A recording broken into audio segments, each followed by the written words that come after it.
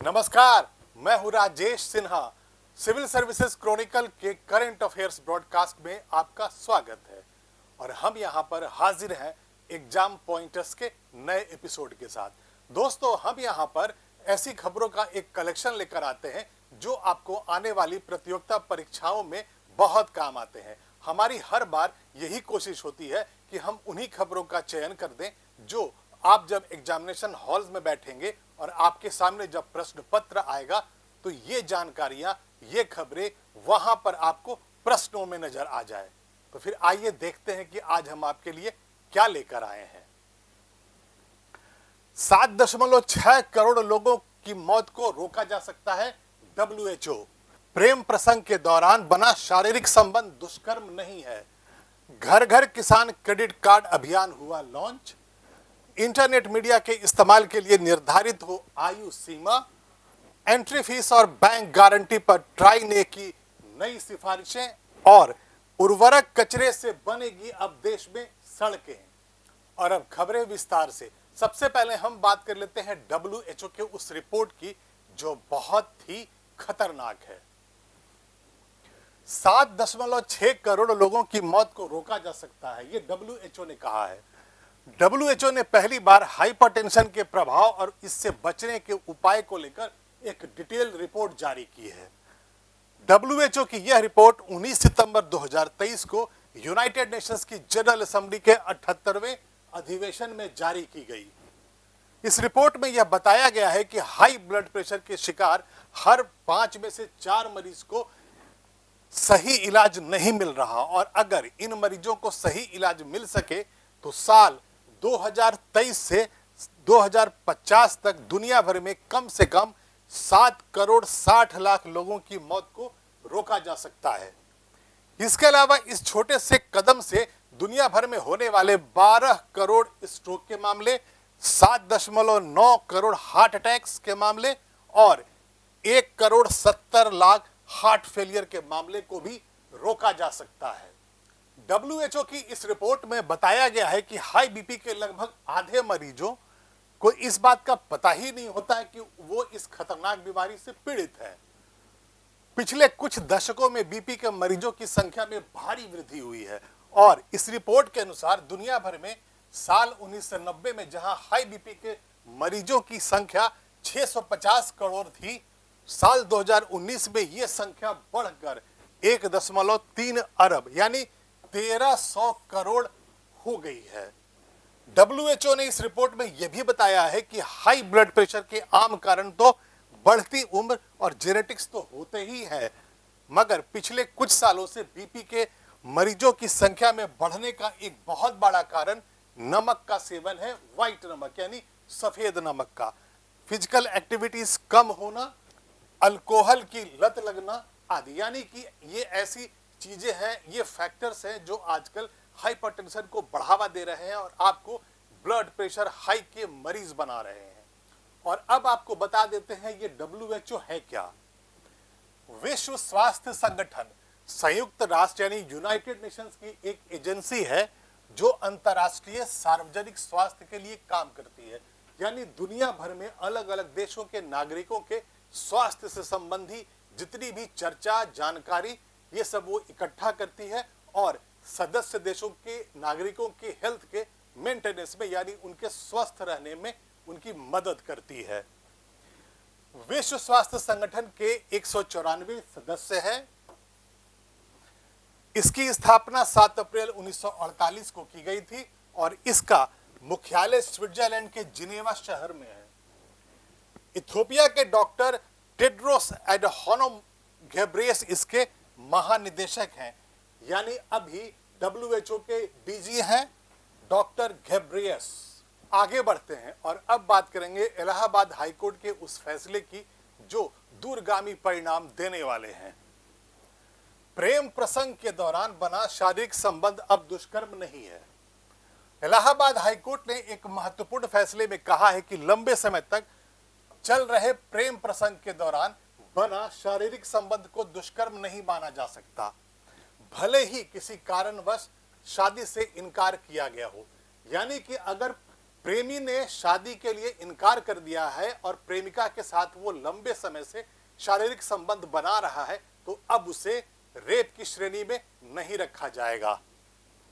Court ने प्रेमिका से दुष्कर्म के मामले के आरोपी प्रेमी के खिलाफ निचली अदालत में चल रही आपराधिक कार्रवाई को रद्द कर दिया है। यह आदेश न्यायमूर्ति अनीश कुमार गुप्ता ने आरोपी जियाउल्लाह की याचिका पर दिया है। संत कबीर नगर के महिला थाना में एक युवती ने अपने प्रेमी के खिलाफ एक दुष्कर्म का मामला दर्ज कराया था। कलमबंद बयान दर्ज कराते हुए पीड़िता ने बताया था कि प्रेमी से पहली मुलाकात गोरखपुर में बहन की शादी के दौरान हुई और वर्ष 2008 से उनकी जो मुलाकात का क्रम था चलता रहा। इससे दोनों के बीच में प्रेम हो गया और परिजनों की सहमति से प्रेमी गोरखपुर अक्सर उससे मिलने आता था। इसी दौरान 2013 में दोनों के बीच में शारीरिक संबंध बनना शुरू हो गया। प्रेमिका ने बताया कि उसके परिजनों ने प्रेमी को व्यापार के लिए सऊदी अरब भेजा, जहां से लौटने के बाद उसने शादी के प्रस्ताव को ठुकरा दिया। वहीं याचिकाकर्ता के वकील का कहना था कि शारीरिक संबंध बनाते समय पीड़िता बालिग थी और उसने अपनी मर्जी से शारीरिक संबंध बनाए थे, लेकिन शादी करने से इनकार करने के बाद उसने दुष्कर्म का झूठा मुकदमा दर्ज करा दिया है। इस पर कोर्ट ने याचिका के खिलाफ दाखिल आरोप पत्र को रद्द कर दिया और केस को डिसमिस कर दिया। और अब वक्त है बात करने का किसानों के बारे में, किसानों के क्रेडिट कार्ड के बारे में। घर घर किसान क्रेडिट कार्ड अभियान हुआ लॉन्च।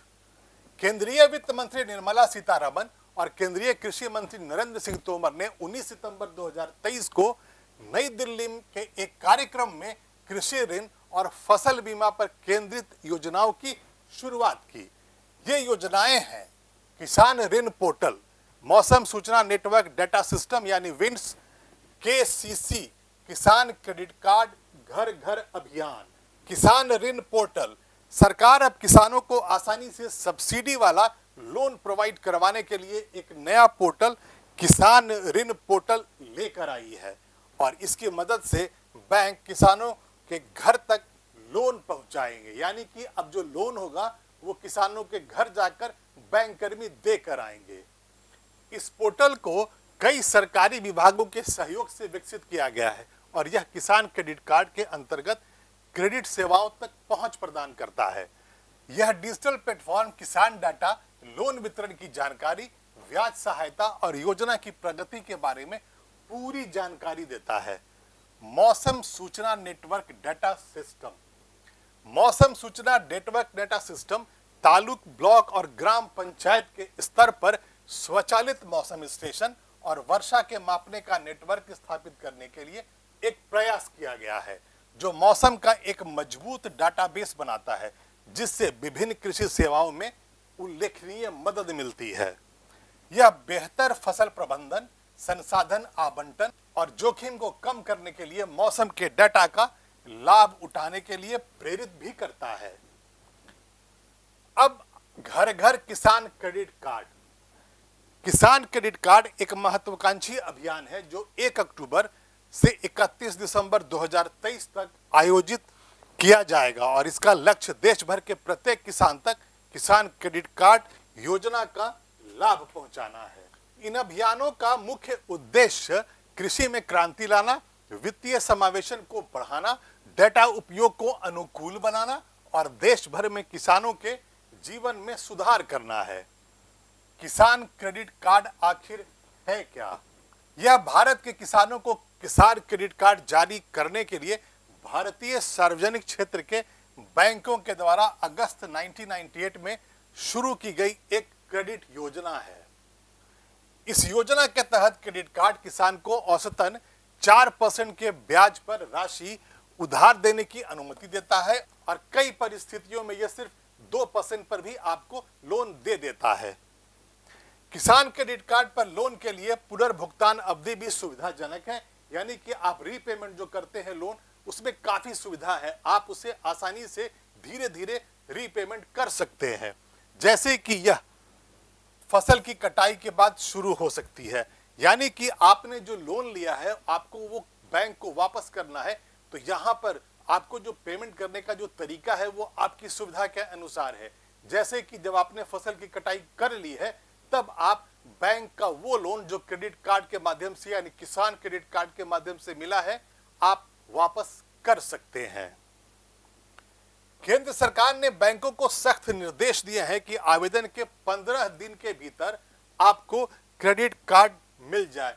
यानी भारत सरकार ने सभी बैंकों को यह कहा है कि कोई भी किसान अगर किसान क्रेडिट कार्ड के लिए अप्लाई करता है तो अप्लाई करने के दिन के सिर्फ 15 दिनों के भीतर ही उसे किसान क्रेडिट कार्ड दे दिया जाए। आगे बढ़ते हैं और अब बात करेंगे ट्राई की नई सिफारिशों के बारे में। एंट्री फीस और बैंक गारंटी पर ट्राई ने की नई सिफारिशें। Telecom regulatory authority of India ने प्रवेश शुल्क और बैंक गारंटी के रैशनलाइजेशन पर अपनी नई सिफारिशें जारी की है। दूरसंचार विभाग ने ट्राई को इस संदर्भ में टेलीकॉम इंडस्ट्री में अलग अलग लाइसेंस के लिए एंट्री फीस और बैंक गारंटी को तर्कसंगत बनाने को कहा था।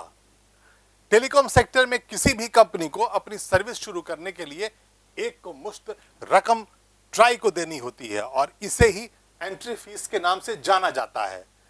एंट्री फीस आमतौर पर वापस नहीं किया जाता है और वहीं बैंक गारंटी सरकार के हितों की रक्षा के लिए एक प्रकार का वित्तीय साधन है जो यह सुनिश्चित करता है कि लाइसेंस धारी समय पर अपना बकाया भुगतान करता है और लाइसेंस समझौते में निर्धारित नियमों और शर्तों के अनुसार अपने दायित्वों को पूरा करता है। एंट्री फीस को कम करने की तैयारी में है ट्राई। दूरसंचार क्षेत्र के व्यवस्थित विकास और व्यापार करने में आसानी के लिए ट्राई ने विभिन्न लाइसेंस प्राधिकरणों में एंट्री फीस को कम करने और बैंक के विलय के लिए सरकार को सिफारिशें की हैं। प्रवेश शुल्क में कटौती से बाजार में नए सेवा प्रदाताओं यानी कि सर्विस प्रोवाइडर्स का प्रवेश होगा, निवेश बढ़ेगा और टेलीकम्युनिकेशन के क्षेत्र में प्रतिस्पर्धा बढ़ेगी। बैंक गारंटी के विलय से व्यापार करने में आसानी को बढ़ावा मिलेगा और लाइसेंसधारी इस क्षेत्र में निवेश करने में सक्षम होंगे जिससे टेलीकम्युनिकेशन के क्षेत्र में विकास की शुरुआत होगी। प्राधिकरण ने लाइसेंस के नवीनीकरण के समय कोई प्रवेश शुल्क नहीं लेने की भी सिफारिश की है जिससे मौजूदा और नए सर्विस प्रोवाइडर्स पर वित्तीय बोझ कम होगा। और अब वक्त है आपको यह बता देने का कि आखिर ट्राई है क्या। भारतीय दूरसंचार विनियामक प्राधिकरण यानी ट्राई भारत में दूरसंचार पर नियंत्रण हेतु एक स्वायत्त नियामक प्राधिकरण है और इसका गठन 1997 में भारत सरकार ने किया था। इसकी स्थापना भारतीय दूरसंचार विनियामक प्राधिकरण अधिनियम 1997 के द्वारा की गई थी जिसका मिशन भारत में दूरसंचार संबंधित व्यापार को नियमित करना है यानी कि उसे रेगुलेट करना है।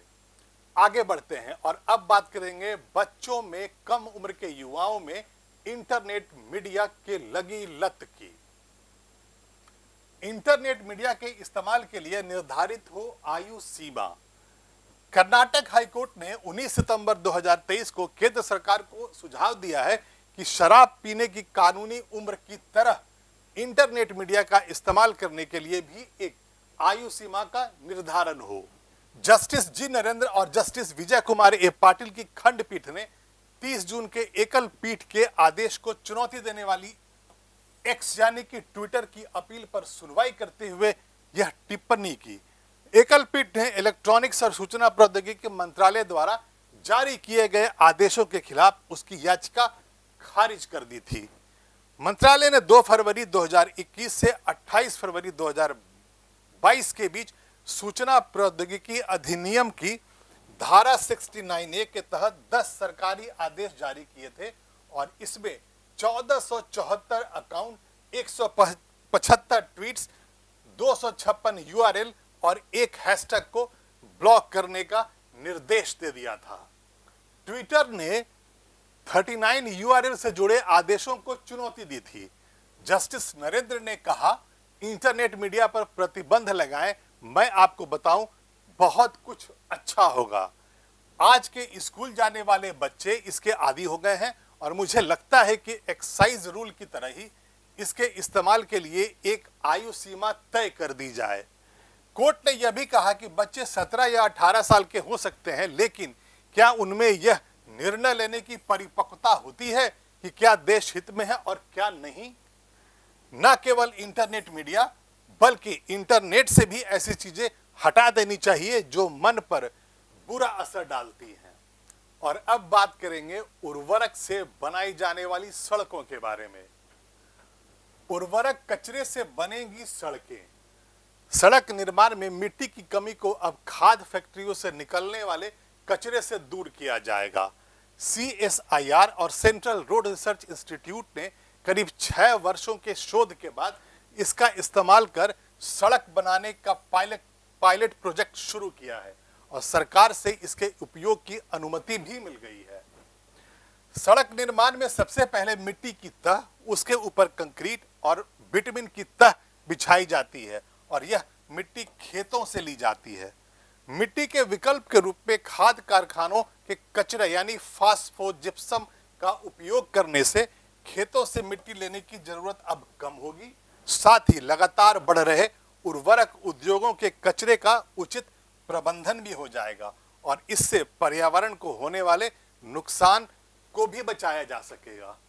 सल्फर और रॉक फास्फेट अयस्कों का उपयोग करके सल्फ्यूरिक और फास्फोरिक एसिड के उत्पादक के दौरान उर्वरक उद्योगों से फास्फोजिप्सम नाम का एक कचरा पदार्थ यानी अपशिष्ट पदार्थ बड़ी मात्रा में उत्पन्न होता है और इस अपशिष्ट यानी कचरे का करीब आधा हिस्सा सीमेंट, कृषि उर्वरक आदि निर्माण में किया जाता है।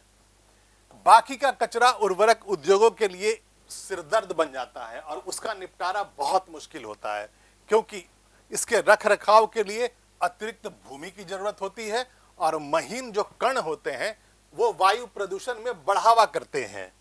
वहीं इसका रखरखाव उद्योगों के लिए खर्चीला भी साबित होता है।